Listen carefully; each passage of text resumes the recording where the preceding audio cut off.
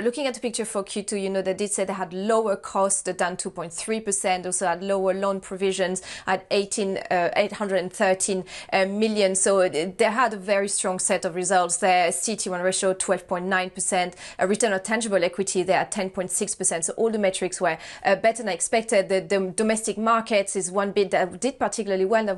That hasn't done so well in some quarters for BNP, but there they said they had a really real boost in particular from particularly in France. Thanks to the reopening of the economy, having this activity back. CIB, their revenue was down. There was no surprise. They expected this, given that FIC, the volatility, extraordinary volatility that we saw last year. They expected revenue to be down there, but equities had a good comeback, 2.6%, 2.6-fold increase in that part of the business that had been particularly impacted last year because of the dividends being cancelled, impacting some of the derivative products there. So overall, they expect the full year to be a tad better than they expected. They haven't given a very specific guidance, but they are positive looking at this. But as you say, we discussed also the macro picture and the inflation question, and whether to have his view on the debate, whether inflation was transitory or whether it was here to stay. Take a listen.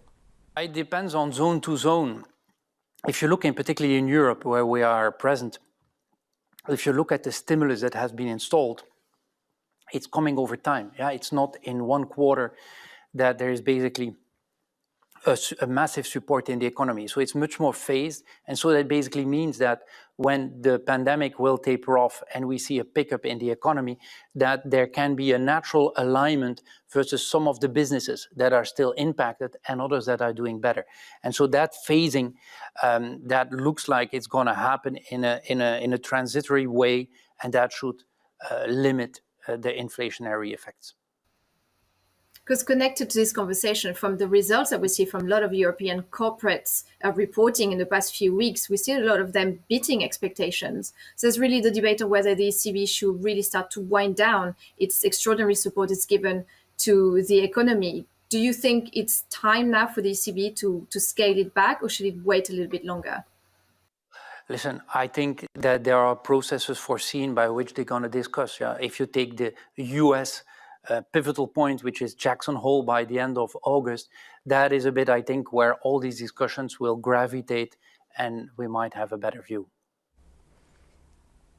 That was Lars Machenil, the CFO of BNP Paribas. And, you know, BNP has been particularly vocal in bringing back dividends. So, of course, after the announcement from the ECB, they have announced yesterday that they will resume the dividend policy, and they will propose a 1.55 euro in cash dividend, and that should be paid in September. So there are strong set of results from BNP Paribas, and a good boost from domestic markets, and lower loss provisions from the French bank. So overall, a good picture for the French bank, Jeff.